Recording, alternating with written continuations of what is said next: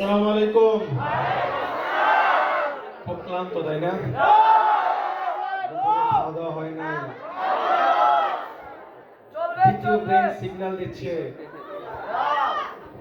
ক্লান্ত একটু না? তো থাকতে বিদায় দিয়ে দিই। শুনবেন কি আর শুনবেন? টিএস করে কোনো লাভ আছে?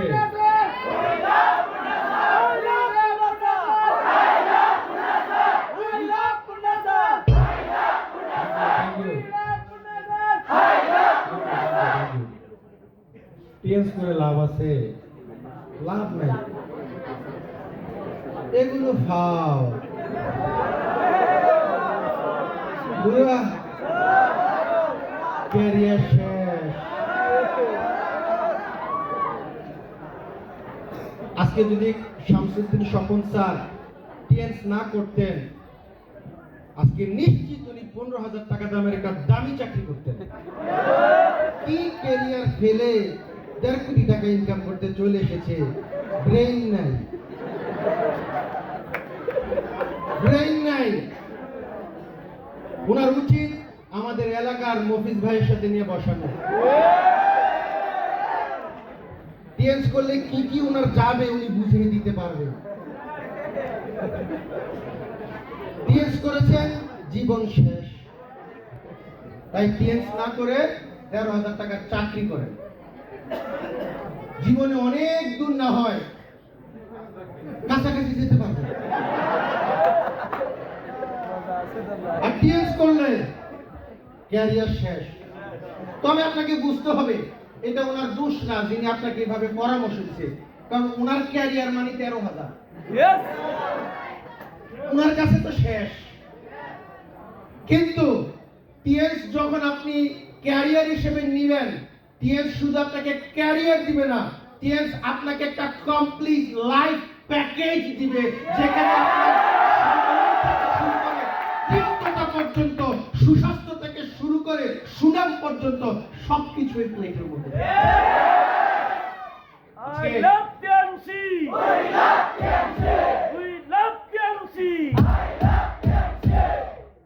আজ এগুলো গল্প নয়।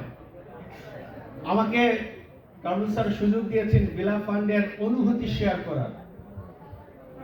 আসলে যদি এটার অনুভূতির কথা বলতে চাই, সর্বপ্রথম কৃতজ্ঞ আজকের এই সুন্দর মুহূর্তের জন্য, সুন্দর একটি দিনের জন্য, আজকের এই অবস্থানের জন্য, এই ছোট একটি অর্জনের জন্য আমি কৃতজ্ঞতা জ্ঞাপন করছি সেই মহান স্রষ্টার প্রতি, যিনি আমাকে সৃষ্টি করেছেন এবং আশরাফুল মাখলুকাত হিসেবে পৃথিবীতে প্রেরণ করেছেন। আমি কৃতজ্ঞতা জানাতে চাই আমার পিতা মাতার প্রতি। আমি কৃতজ্ঞ ওনাদের প্রতি, বিশেষ করে আমার বাবার প্রতি। আমার বাবা আমাকে দারুণ কিছু শিক্ষা দিয়েছেন।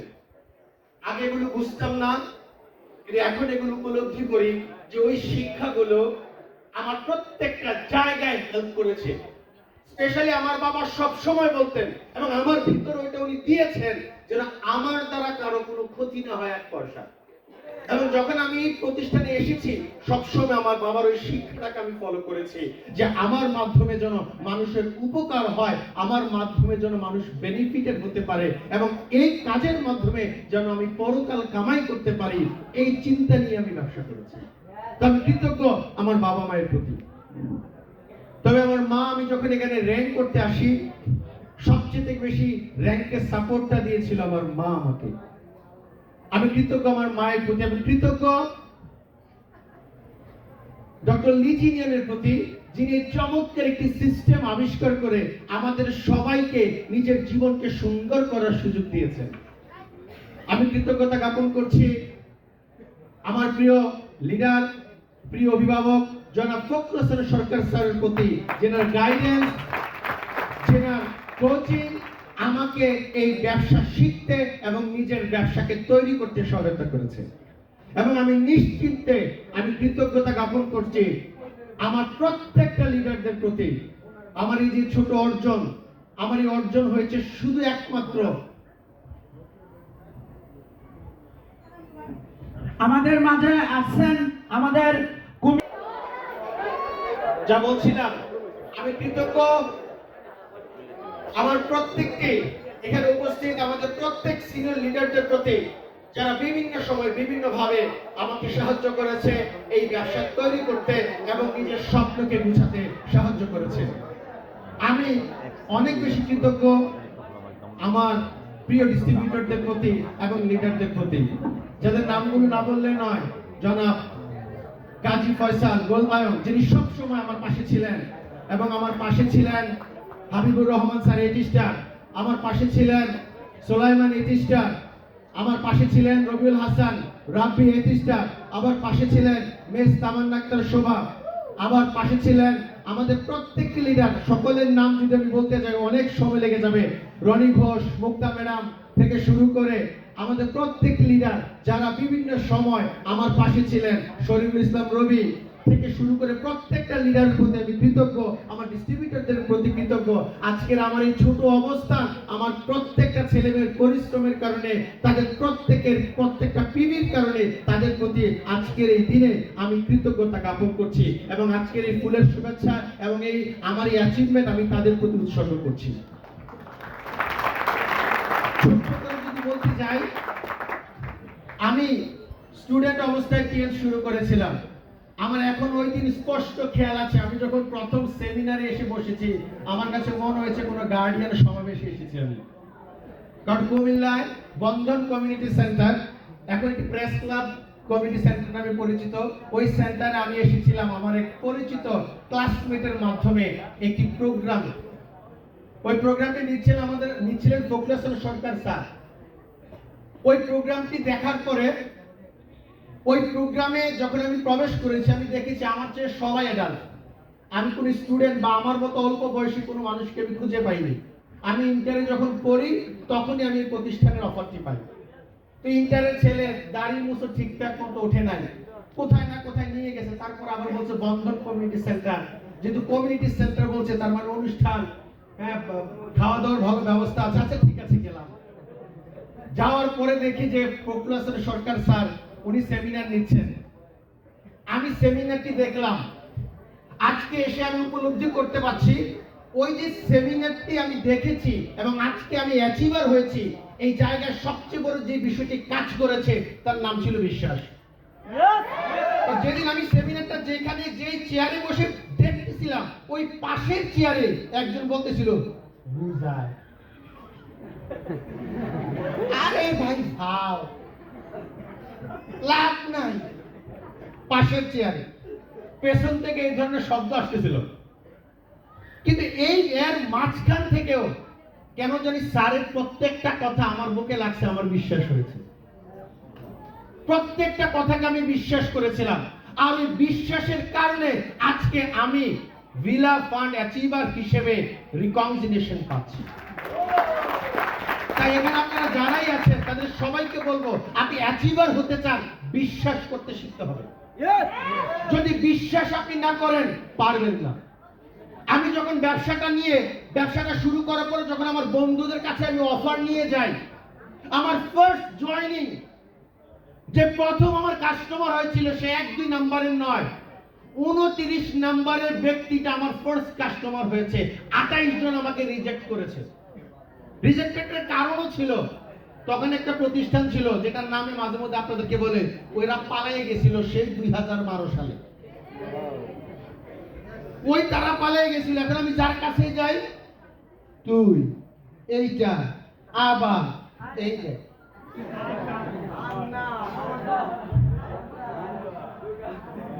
এগুলো বলা যাবে না।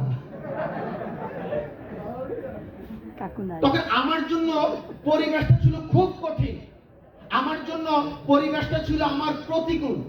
কারণ আমি যার কাছে অফার নিয়ে যেতাম এটা শুনতাম, কিন্তু ওই এক জায়গায় আটকে গিয়েছিলাম। কোন জায়গায়? স্যারের কথা। লোকটা খুব জেন্টলম্যান, কেন জানি ওনার কথাটা প্রচন্ড বিশ্বাস করেছিলাম, এবং আমি হিসাবে বসেছি যে আমার তো লস নাই। আমি টাকা দিয়েছি, আমার দাঁতের জন্য আমি টুথপেস্ট নিয়েছি, সাথে একটি কাজ শুরু করার সুযোগ পেয়েছি। মানুষ এভাবে বলে কেন? পরবর্তীতে স্যারের সাথে যখন আমি আরো কাছাকাছি গেলাম, স্যার বলল ব্যবসা করার আগে শিখতে হবে। দেন শিখলাম, ট্রেডিং করা শুরু করলাম। প্রত্যেকটা বিষয়কে জানা শুরু করলাম, কিভাবে কথা বলতে হবে এবং কিভাবে স্পেশালি উপস্থাপনা করতে হবে। আমার বন্ধুদের কাছে আমি যাদের কাছে দাওয়াত নিয়ে গেছি, ম্যাক্সিমাম মানুষ আমাকে এটা বলে না করেছে, দেখ বন্ধু, তুই এখন যেভাবে শুরু করতে চাচ্ছিস বা এখানে কাজ করতে চাচ্ছিস, তোর জন্য কিন্তু এই কাজ না। কেন আমার জন্য কাজ না? তার কারণ হচ্ছে আমার কথা মুখে বাজে। আর এই যে পেশাটা মার্কেটিং, এখানে কথা বলতে হয়, মানে মুখে বাজে মানে আমি তোতলা ছিলাম। আমার নিজের নামটা বলতে 2-3 সেকেন্ড সময় নিতে হতো আমার। তো আমার বন্ধুরা পরামর্শ দিয়েছে, এই পেশা তোর জন্য না, এই কাজ তোর জন্য না। বিল্লা তো মারতে মারতো, কিছু আবার কাশি নিয়ে বুঝাইতো, এটা তোর জন্য না। আর যখনই তারা আমার এই ত্রুটিটাকে সামনে নিয়ে বলেছে যে তোর পক্ষে ব্যবসা করা সম্ভব না, তখনই আমি সিদ্ধান্ত নিয়েছি ব্যবসা বুঝি না, আগে কথা বলা শিখবো। স্যারের সাথেও যখন বললাম আপনি আগে ট্রেনিং করেন, তখন কথা বলা শিখেছি। আর কথা বলা শেখার কারণে বাকি কাজগুলো আমার সহজ হয়ে গেছে, আমার জন্য সহজ হয়ে গিয়েছে। যে মানুষটাকে বলেছিল তোর পক্ষে সম্ভব না, আমি মামুনুর রশিদ, 2000 আমার বয়স যখন 20, তখন আমি প্রথম চায়নায় যাই। 20 আমি প্রথম চায়নায় যাই। 2021 আমি কোম্পানির কাছ থেকে কার ফান্ড অ্যাচিভ করি। ওই ছেলেটা যাকে বলছিল তোতলা তোর পক্ষে সম্ভব না, যে ব্যক্তিটাকে বলছিল তোতলা তোর পক্ষে কথা বলা সম্ভব না, ওই আমি ফার্স্ট প্রাইজ উইন করি স্পিকারশিপ সিলেকশনে, যেখানে 165 জন প্রতিযোগিতা করেছে। আমাকে বলেছিল, যে আমাকে বলেছিল তোর পক্ষে সম্ভব না, সেই 2015 সালে আমি মাসে 1 লাখ টাকা ইনকাম করি টিএনস থেকে। যে আমাকে বলেছিল, যে ইউনিভার্সিটি থেকে আমি যে মাস্টার্স কমপ্লিট করেছি, আমি আমার ভাইবা দিতে গেছি গাড়ি দিয়ে। নামার পরে স্যার আমাকে দেখে বলতেছে, মনে করছে আমি ভাইবা দিতে আসছি। যখন আমি প্রবেশ করেছি, আমার এখনো খেয়াল আছে, প্রথম যেদিন আমি প্রবেশ করেছিলাম অনার্স 3rd ইয়ারে, যখন একদম স্যুট বুট পরে যখন আমি প্রবেশ করেছি, তো প্রবেশ করে সবাই দিকে আমার দিকে তাকিয়ে আছে, সবাই তাকিয়েছে এবং অনেকে দাঁড়িয়ে গেছে, ভাবছে যে আমি ক্লাসে। কারণ ব্যবসার সুবাদে কম যাওয়া হতো। যাক, উনি আরেকদিন গল্পটা বলবো। তো যে বিষয়টা আমি আপনাদেরকে বলছিলাম, সময় নেই।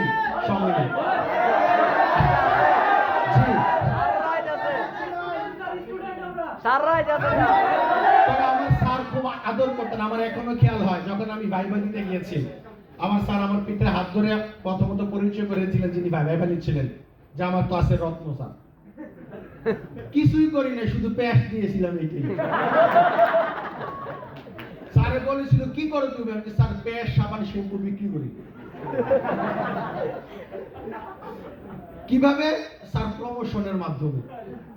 আমার এখনো খেয়াল আছে, ভাইবা দিতে গেছে, আমার সাবজেক্টের কোনো প্রশ্ন নাই, আমাকে জিজ্ঞাসা করতে কি করো, কিভাবে করো, কিভাবে সেল করো, প্রোডাক্টটা কি, এটাই ভাইবা ভাইবা এগুলাই।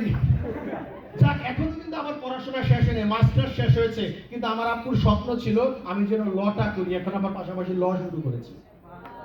চিন্তা ভাবনা আছে এই নিয়েও সামনে থেকে আসবো, কারণ আমার তো ইনকামের জন্য কোনো কাজ করতে হচ্ছে না, বিকজ টিএনস এমন একটা প্ল্যাটফর্ম যেখানে আপনি যখন আপনার বিজনেসকে আপনি দাঁড় করাবেন, সুন্দর একটা প্যাসিভ ইনকাম আপনি এনজয় করার সুযোগ পাবেন। তো যে বিষয়টি বলছিলাম, টিএনস আমাকে সেই 2015 সাল থেকে মাসে 1 লক্ষ টাকা ইনকাম করার সুযোগ দিয়েছে। যে মানুষটাকে তার বন্ধুরা বলেছিল তোর পক্ষে সম্ভব না, তোর জন্য এই কাজ নয়, টিএনসের অন্যতম অ্যাচিভমেন্ট, সবচেয়ে বড় অ্যাচিভমেন্ট যেটাকে ভিলা ফান্ড বলে, আলহামদুলিল্লাহ এইটাও এই বছর 2 বার অ্যাচিভ হওয়ার সুযোগ হয়েছে। তাই আমি বলবো, আপনি কে কি বলেছে এটা বিশ্বাস না করে আপনি আপনাকে বিশ্বাস করেন, আপনার লিডারকে বিশ্বাস করেন, আপনার প্রোডাক্টকে বিশ্বাস করেন, ইনশাআল্লাহ এই প্রোডাক্ট লিডার আপনাকে আপনার গন্তব্যে ইনশাআল্লাহ নিয়ে যাবে। আমি আমার সবার উদ্দেশ্যে একটা কথা বলতে চাই, যে টিএনসটা আমার কাছে এই কারণে সবচেয়ে বেশি ভালো লাগে, এটা হচ্ছে কমপ্লিট প্যাকেজ। আপনি একবার দেখেন একটা মানুষের স্বপ্ন কি থাকে, যেহেতু আমরা এখানে সবাই মানুষ, আমাদের 70% স্বপ্ন প্রায় একরকম। কি স্বপ্ন? আমাদের একটা স্বপ্ন হচ্ছে ভালো ফোন ব্যবহার করা, ভালো পোশাক পরা। আমাদের যারা ইয়াং আছে, আমরা কি স্বপ্ন আছে আমাদের? আমাদের স্বপ্ন আছে যারা ইয়াং আছে একটা বাইক লাগবে, কি স্বপ্ন? ল্যাপটপ লাগবে। কি স্বপ্ন? দেশের বাইরে ঘুরতে যাবো। কিসের স্বপ্ন? একটা গাড়ি লাগবে। কি স্বপ্ন? একটা বাড়ি লাগবে। কি স্বপ্ন? সম্মান লাগবে। কি স্বপ্ন? স্বাস্থ্য লাগবে। আর মজার বিষয় সবগুলা কমপ্লিট প্যাকেজ টিএস। মজার বিষয় হচ্ছে অন্যান্য জায়গায় টিএস এর মধ্যে পার্থক্য হচ্ছে আপনি অন্যান্য জায়গায় ইনকাম করে মানে চাকরি করে ইনকাম করে পয়সা জমাইয়া ফোন কিনবেন, আর এখানে সুযোগ হচ্ছে আমাদের প্রতিষ্ঠান বলে ইনকাম যেটা করেছো তোমার, এইদিকে আসো, ভালো করে কাজ করো, ফোন আমি দিব। টিএস এখানে আপনাকে তাই থেকে অন্য জায়গায় কি করবেন? আপনি নিজে পরিশ্রম করে টাকা জমিয়ে দেন বাইক কিনবেন। টিএস বলতেছে আই না, তুমি খালি ভালো করে কাজ করো, টাকা যেটা পাইছো এটা তোমার, বাইক লাগবে আমি দিচ্ছি। অন্য জায়গায় আপনি কাজ করে টাকা জমিয়ে বিদেশ ঘুরতে যাবেন, টিএস আপনাকে বলতেছে আরে বোকা ছেলে, টাকা তোমার, ঘুরতে দেবে না, আমি নিয়ে যাব। কিসের কক্সবাজার? এবং আমার লাইফে সবচেয়ে মজার বিষয় হচ্ছে আমি কক্সবাজার আসার আগে চায়না ঘুরতে গেছি। আমার লাইফে টিএস আসার আগে আমি কখনো কক্সবাজারে আসিনি। না আসার অবশ্য দুটা কারণ ছিল, স্কুল থেকে এসেছিল, কলেজ থেকে এসেছিল, কিন্তু আমি আসি নাই কেন? আমার বন্ধুদেরকে বলেছিলাম কক্সবাজার আমি গিয়েছি, অবশ্য এটা ট্যুর না, আমি জানি, আল্লাহই জানে, রাতারাতি আসে দিনে দিনে চলে যায়। তো আমি আমার বন্ধুরা যখন তখন আমাদের 1001 টাকা করে আমাদের স্কুল থেকে কক্সবাজার আসবে, 1001 টাকা করে। তো আমার বন্ধুরা বলছিল তুই যাবি না? আমি তখন যাব যে আমি কক্সবাজার গিয়েছি, 2 দিন থেকেছি, থাকার পর আমার কাছে মনে হয়েছে আরো 2 দিন থাকবো, ওই টাকা যতক্ষণ পর্যন্ত না হবে আমি যাব না, ওই টাকা যতক্ষণ না হবে। তো আলহামদুলিল্লাহ কবুল হয়েছে। তো দেখেন অন্য জায়গায় আপনি ইনকাম করবেন, টাকা জমাবেন, ওই টাকা জমিয়ে আপনি হজ করতে যাবেন, টিএস আপনাকে বলতেছে আরে টাকা তোমারটা থাকুক পকেটে, ভালো করে একটু সুন্দর করে কাজটা করো, উমরা আমি তোমাকে নিয়ে যাচ্ছি। অন্য জায়গায় আপনি কাজ করবেন, টাকা জমাবেন, এরপর আপনি গাড়ি কিনবেন, টিএস বলতেছে কাজটা করে যা, গাড়ি লাগবে, মার্কেটিং প্ল্যানে আছে। অন্য জায়গায় আপনি কাজ করবেন, দেন বুড়া হবেন, এরপরে রিটায়ারমেন্টে যাবেন, তারপরে বাড়ি করবেন, টিএস বলতেছে তুই বাড়িতে তো তুই থাকতেই পারবে না, বরং ভালো করে কাজটা খালি করো, বাড়ি লাগবে।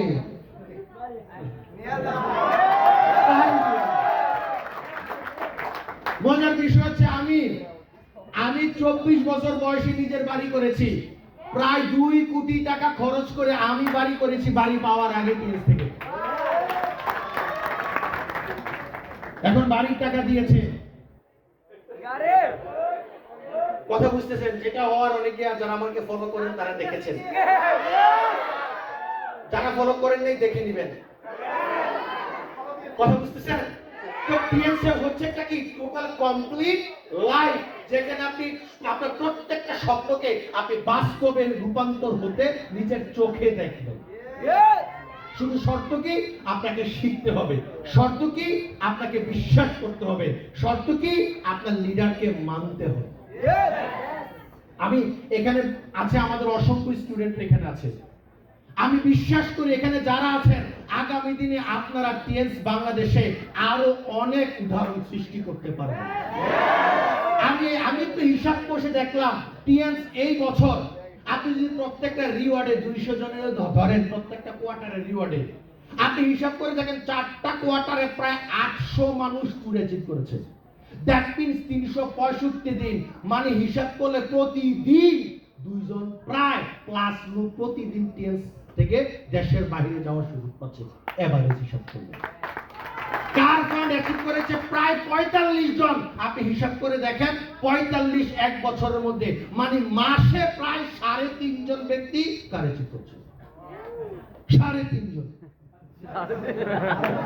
এভারেজ হিসাব করে 2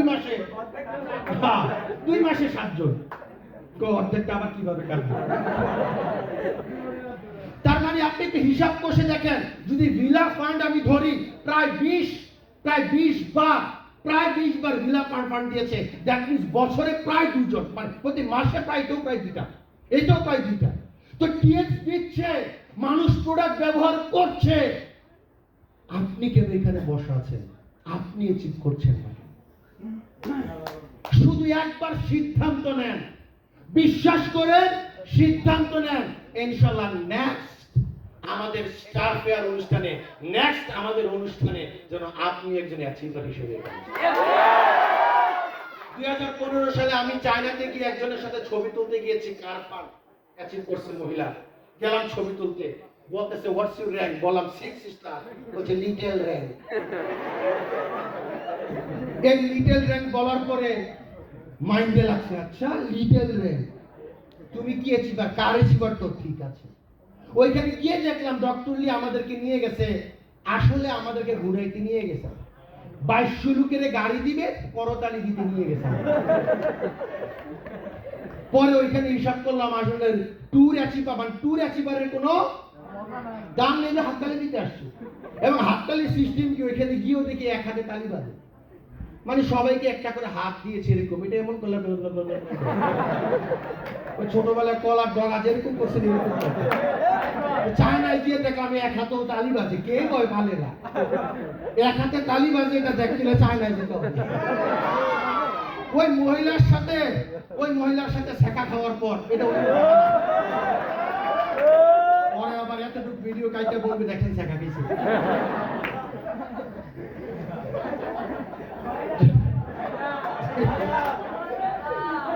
ওই মহিলার সাথে ছবি তুলতে পারি নাই। আচ্ছা কেন? লিটল র্যাঙ্ক নাকি? আচ্ছা ঠিক আছে। ওই 2015 সালের সেপ্টেম্বরে আমি স্বপ্ন দেখি যে আমি কার ফান্ড অ্যাচিভ করব। আলহামদুলিল্লাহ 2016 সালের জুন মাসে আমি কার ফান্ড অ্যাচিভার হিসেবে এই প্রতিষ্ঠান থেকে কার ফান্ড আমি অর্জন করি। সো কেন পেরেছি? আমি আবারও বলছি, বিশ্বাস করেছি।